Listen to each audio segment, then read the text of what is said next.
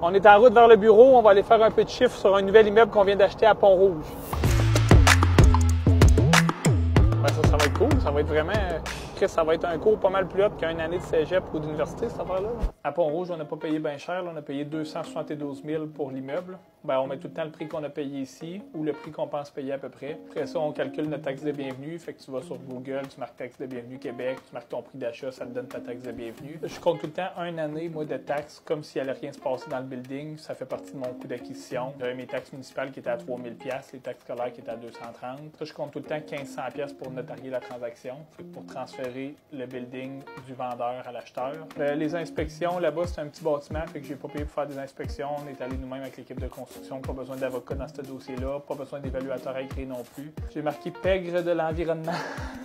Payer la pègre de l'environnement pour décontaminer les sols. Ça, je trouve ça un peu n'importe quoi parce que j'ai connu des gars qui s'occupaient de ça, puis au final, ils pognent la terre qui est contaminée sur le terrain, puis ils vont juste la mettre ailleurs, puis en les payant eux, ben eux, ils ont le droit de la mettre à quelque part, puis nous, on n'a pas le droit de la mettre. Je suis pour que les sols soient propres, c'est juste qu'ils sont pas plus propres, ils font juste pogner le matériel sale puis l'envoyer ailleurs. Fait que c'est complètement innocent. Hein?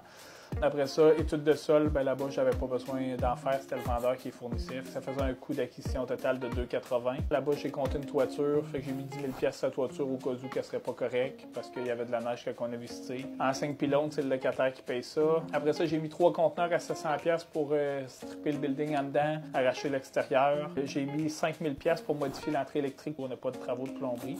Là-bas, ça coûtera pas bien cher parce qu'il y a un sous-sol, fait qu'ils vont être capables de faire la plomberie pour pas trop cher. Ils n'ont pas besoin de péter une dalle de béton de 6 pouces. Vitrine et porte, ça on compte 400 $ du pied linéaire, fait qu'on a 20 pieds à faire. Donc on a arraché le haut devant, la bâtisse en avant, il manquait beaucoup de fenêtres. Donc on va mettre 20 pieds linéaires de porte, fait qu'on a 6 pieds de porte, une porte double, fait qu'on en a pour 8 000 sur ce projet-là. Revêtement extérieur, on a 2 types de revêtements pour notre restaurant typique. On a notre revêtement extérieur qui est pas cher à 6 pièces au pied. On a 450 pieds carrés à faire, fait que c'est le revêtement qui est autour des fenêtres.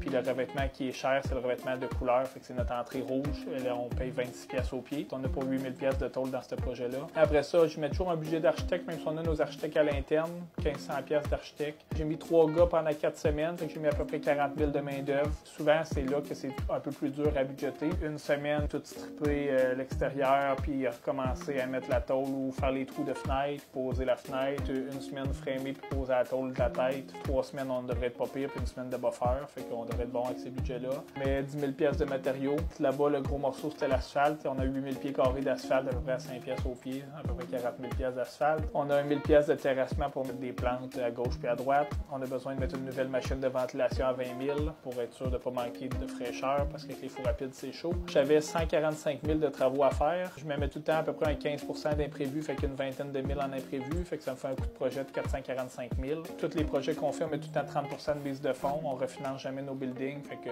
c'est pas mal safe, là. On n'est pas dans la game de toujours refinancer les immeubles pour libérer de l'équité pour racheter davantage. On a besoin de mettre 135 000 de mise de fonds. On finance toujours nos buildings sur 15 ans. Là-bas, on finance 311 000. On va payer 245 000 d'intérêt. Là, je budgète tout le temps à 8,65 %, mais la vérité, c'est qu'on va sortir moins cher que ça. Au final, l'immeuble dans 15 ans va avoir coûté 690 000 $.